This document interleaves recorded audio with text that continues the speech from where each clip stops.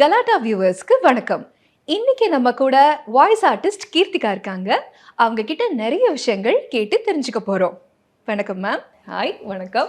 வணக்கம் மேம், எப்படி இருக்கீங்க? நல்லா இருக்கேன். நீங்க எப்படி இருக்கீங்க? நல்லா இருக்கேன் மேம். ஸோ இவ்வளோ நேரம் நான் பேசுறேன் நீங்க நினைச்சிட்டு இருப்பீங்க. நோ, இவ்வளோ நேரம் கீர்த்திகா மேம் தான் பேசினாங்க. இன்னைக்கு நம்ம கூட வாய்ஸ் ஆர்டிஸ்ட் கீர்த்திகா இருக்காங்க. அவங்க கிட்ட நிறைய விஷயங்கள் கேட்டு தெரிஞ்சுக்க போறோம். எப்படி பயங்கர ஒரு ட்விஸ்டா இருந்துச்சா? ஸோ நீங்க நினைச்சீங்களா மேம், என்ன ஒரு ரீல்ல நம்ம இவ்வளோ வைரல் ஆவோமா அப்படின்னு எதிர்பார்த்தீங்களா? அந்த பரோட்டா இல்லைங்க, நிஜமா எதிர்பார்க்காத விஷயம் தான் இது. ஏன்னா இப்போ மமிதா பைஜு அவங்களை பொறுத்த வரைக்கும் ரீசெண்டாவும் ஒரு ஒரு ட்ரெண்ட் வைரல்லே இருந்தாங்க. நாளை நம்முடைய பாட்டு பாடி வைரல்லே இருந்தாங்க. அடுத்து பார்த்தீங்கன்னா பரோட்டாலையும் வைரல்ல இருந்துட்டே இருந்தாங்க. கடைசியில் பார்த்தா அது அவங்க வாய்ஸே இல்லையா, அது இன்னொருத்தவங்க வாய்ஸ் அப்படின்னு பார்க்குறப்ப செம்ம ஷாக்கிங்காக இருந்துச்சு. ஏன்னா ஃபர்ஸ்ட் என்ன நினைச்சோம்னா, நீங்கள் நிறைய டப் பண்ணியும் போடுவீங்களா, வித்தவுட் அது டப்டு அப்படின்னு நினைச்சோம். பார்த்தா ரியல் வாய்ஸ் நீங்கள் தான் கொடுத்துருக்கீங்க. ஸோ அவ்வளோ ரியலாக இருந்துச்சு. ஸோ அதை பற்றி சொல்லுங்க, அபவுட் அந்த ஒரு பர்டிகுலர் ஆடை பற்றி சொல்லுங்க.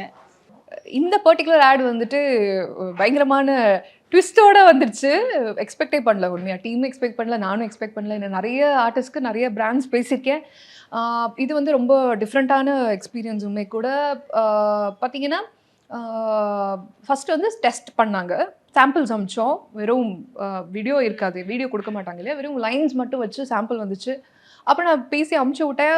லக்கிலியே வாய்ஸ் ஓகே ஆகிடுச்சு. ஸோ அது வரைக்கும் எனக்கு தெரியாது மமிதாக்கு தான் நம்ம பேச போகிறோம் அப்படின்ட்டு. அங்கே போன அப்புறமா தான் தெரிஞ்சிச்சு இந்த மாதிரி மமிதாக்கு தான் பேசுகிறேன் அப்படின்னு சொல்லி. ஸோ டைரக்டர் சார் ஆன் காலில் வந்தாங்க.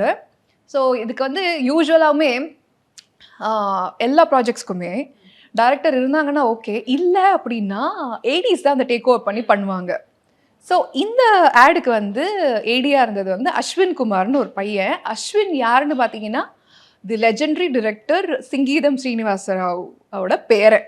ஓ ஓகே, ஓகேவா.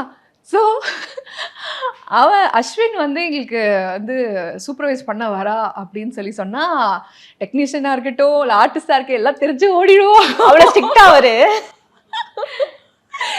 ஐயோ அஸ்வினா அப்படின்னு. ஏன்னா ரொம்ப ஸ்ட்ரிக்ட்டுன்னா ரொம்ப சீரியஸான பர்சன்லாம் கிடையாது. மேம் சூப்பராக இருக்குது, இன்னொரு டேக். மேம் செம்மையாக இருக்குது, இன்னொரு டேக். மேம் லவ்லியாக இருக்குது, இன்னொரு டேக்குன்னு நம்மகிட்ட எப்படி கேட்டு கேட்டே ஒரு 100 டேக் வாங்கிடுவான். கடைசியில் பார்த்தீங்கன்னா அப்புறம் டைரக்டர் சார் ஃபஸ்ட்டு டேக் தான் ஓகே பண்ணுவார். அதனால அவரை பார்த்து நாங்களாம் தெரிச்சு ஓடி போயிடுவோம். But such a sweet person. And அஸ்வினோட சூப்பர்விஷன் தான் நடந்துச்சு. ஸோ டைரக்டர் சார் இந்த டேக் ஓகே பண்ணுறதுக்கு முன்னாடியே நாங்கள் கிட்டத்தட்ட ஒரு 20-25 டேக் போயிடுச்சு இது. ஆனால் ஷார்ட் ஸ்பேன் ஆஃப் டைம் தான், ஒரே ஒரு வேர்டு தானே, அதனால டக்குன்னு முடிச்சாச்சு. பட் ஸ்டில் மேடம் இன்னொரு வேற மாதிரி அப்படின்னு சொல்லி போனாப்புல. பட் என்னோட ஸ்டைலில் நான் கொடுத்துட்டேன். மம்மிதா எப்படி பேசியிருந்தாங்களோ அவங்க பைலட் பார்த்து கொடுத்தாச்சு. பட் அந்த ட்விஸ்ட்டு இழுத்தது பரோட்டா அது டைரக்டர் ஆன் காலில் வந்தாங்க. Everything is fine. எனக்கு கடைசியில் அந்த சஸ்டெயின் வேணும். ஏன்னா அது அவ்வளோ சஸ்டெயின் பைலட்டில் கிடையாது. அது கொஞ்சம் சஸ்டெயின் வாய்ஸில் தான் நாங்கள் கொடுத்தோம். ஸோ அது ஷார்ட்டாக தான் முடியும் அது ஆக்சுவலி. ஸோ சார் சொன்னால் கொஞ்சம் சஸ்டெயின் வைங்க, கொஞ்சம் அந்த டிண்ட் வேணும், அந்த ஒரு கர்வ் வேணும் அப்படின்னு சொல்லியிருந்தாங்க. ஸோ அதுக்கப்புறமா லக்கிலி இட் காட் ஹிட்.